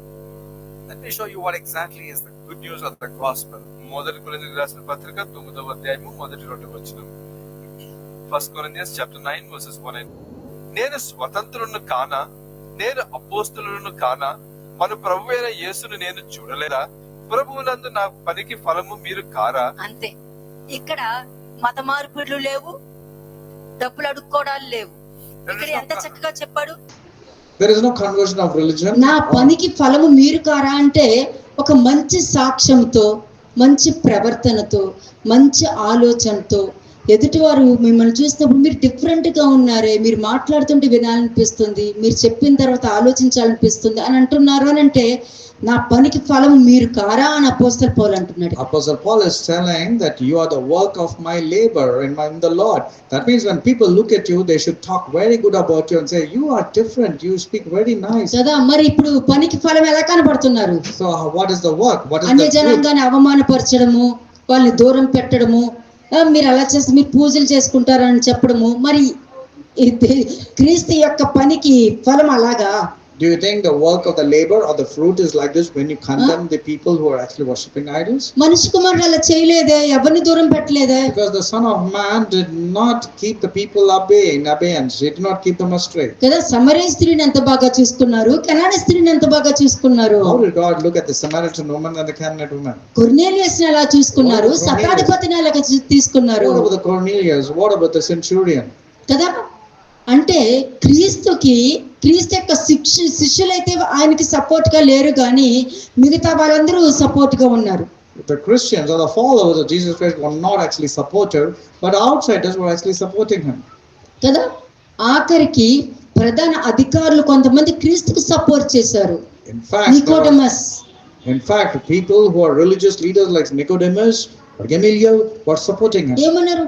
ఆయన్ని చూస్తుంటే, ఆ మాటలు వింటుంటే మేమేం చేయలేకపోయాము, ఆయన పట్టుకోవాలన్న ఆలోచన మాకు రాలేదని అంటే, ఓహో మీరు కూడా క్రైస్తవులు అయిపోయారా అని అంటాడు అక్కడ. అతని శిష్యులు అయిపోయారా అని అంటాడు. They were also blaming people like Nicodemus. Have you become his believer also, his follower also, when he was supporting Jesus? అంటే కదా, కానీ ప్రతి వాళ్ళు వాటి గురించి వీటి గురించి అన్నిటి గురించి ఆలోచిస్తారు. నేనేమన్నాను, ఒకసారి దేవుడి గురించి ఆలోచించండి. ఆయన ప్రేమామయుడని ఆలోచిస్తాడు, కృపామయుడని ఆలోచిస్తారు, ఆశీర్వదిస్తారని ఆలోచిస్తారు, కానీ ఆయనకి ఏమి కావాలని ఆలోచించారా? You know that God is great, God is merciful, God is compassionate, but do you know what God actually wants from you? ఆయనకి ఏమి కావాలో నువ్వు ఆలోచించలేదు కాబట్టి ఆయన ఏమి ఇయ్యగోరుదురో దాన్ని అడగట్లేదు, నువ్వు దురుద్దేశంతో అడుగుతున్నావు కాబట్టి నీకు ఏమి దొరకట్లేదు. You do not know what God wants from you. That's the reason you're not asking what God wants from you.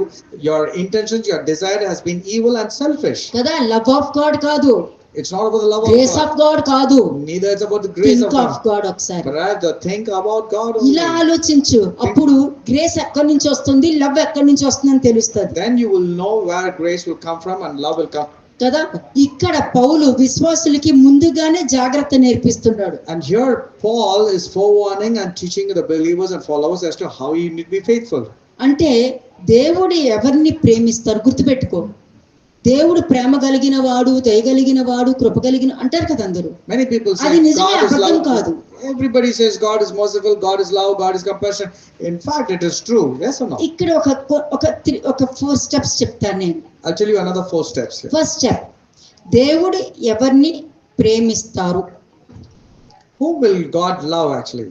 Okay, దేవుడు నువ్వు ప్రేమించావని నీ దగ్గర కాదు. అందరూ అంటారు కదా, ఆయన నిన్ను ప్రేమించారు కాబట్టి అని వాక్యం చెప్తున్నారు, నిజమే. Many people say I love, that's why God loved me. Yeah, it's true.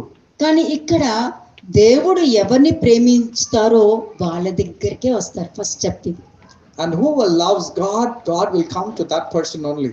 అంటే తండ్రి నిన్ను ప్రేమిస్తున్నారు కాబట్టి కుమారుణ్ణి పంపించారు. And Second God step. loves you. That's the reason He sent His Son towards you. That's the second step. కదా, ఎందుకు పంపించారు? What could be the reason? దేవుడు నీ గురించి, నీ ఫ్యూచర్ ఆలోచించి ముందుగానే ప్రేమించేశారు. God has considered your future and He started loving even before you were born. ప్రపంచంలో అందరినీ ఇష్టపడతారు, And He loves everybody in the world. కానీ అక్కడికి వచ్చిన తర్వాతే తెలుస్తుంది But then later on what happens? ఆయన నమ్మిన వాళ్ళు మాత్రమే వేరుపరుస్తారు. And then all those who are faithful only He will separate. తండ్రి ఎవరిని ప్రేమిస్తారో వారి దగ్గరికి క్రీస్తుని పంపిస్తారు. Second step. And the second step is whoever God loves, only those people will get the access towards Jesus Christ. In fact, Jesus will come to these people. వచ్చిన ఆయన పని ఏంటి? So what's the role of మనిషి Jesus? కుమారుడు పని ఏంటి? What's the role of the Son of Man?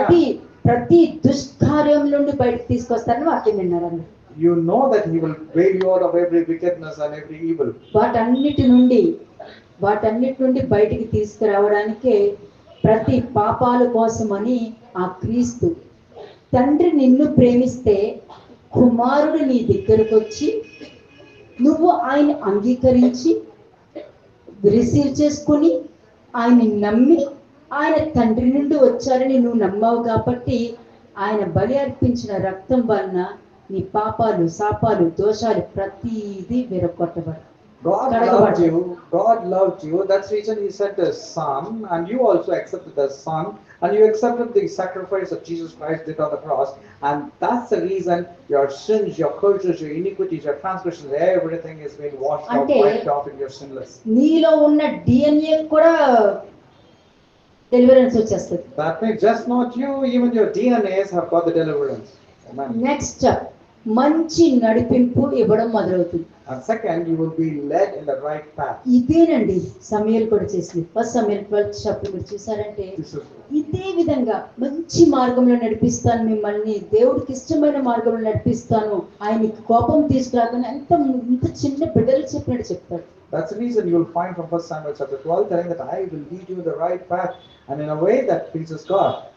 కదా అలాగా ఈ ఒక్కొక్క స్టెప్ బై స్టెప్ వచ్చేసిన తర్వాత మరలా వెనక్కి తిరిగి అదే పాపాలు అదే తప్పులు నువ్వు చేసుకుంటూ వెళ్తున్నావు అంటే After experiencing the wonderful truth and still you are entangled in the old kind of your life, old way of evil life. Fourth step ఏమవుతుంది? What will happen in the fourth stage? మరలా అదే పాపాలు నీ లోపలికి enter అవుతుంది. Then the same sin which you have discarded will come back into your life. అందుకే వాక్యం చెప్తుంది కొంతమంది పాపాలు వారితో పాటు నడుస్తున్నాయి, కొంతమంది పాపాలు వాళ్ళ ముందు నడుస్తున్నాయని చెప్తుంది. That's the reason the book of Titus says some people's sin is very clearly evident by what before them, by the side of them. కృప విస్తరించింది కదా నీ పాపంలో నిలిచిందుమా అని అంటున్నాడు అపోస్తలుడు పౌలు. And Apostle Paul says just because grace is upon can we keep on sinning? కదా Bible పట్టుకున్నంత మాత్రాన బాప్తిస్మం తీసుకున్నంత మాత్రాన నువ్వు ఆత్మను పొందుకున్న మాత్రాన ఏమన్నారు, నువ్వు ఆత్మ పొందుకొని దేవదూతల భాష మాట్లాడుకున్నా కూడా ప్రేమ లేని వాడివైతే నువ్వు మాట్లాడిన భాష కూడా వ్యర్థం అని చెప్పేశారు ఇక్కడ వాక్యం. When you don't have love, but if you're just speaking in tongues, you are like just a sounding cymbal. It's of no use. అందుకే అంటున్నారు నువ్వు బాప్టిజం తీసుకున్నా దేవుని తెలుసుకున్నా ఎంత చేసుకున్నా కూడా మరలా నువ్వు పాపం చేస్తున్నావంటే దానికి తగ్గ కాన్సిక్వెన్సెస్ నువ్వు ఫేస్ చేయవలసిందే. That's the reason even after knowing God, you're being baptized, you speak in tongue, but still your whole life is not changed. You definitely are a sinner and have to face the consequences. పరీక్షించుకోండి. Start examining yourself. కదా Shalom Aleichem.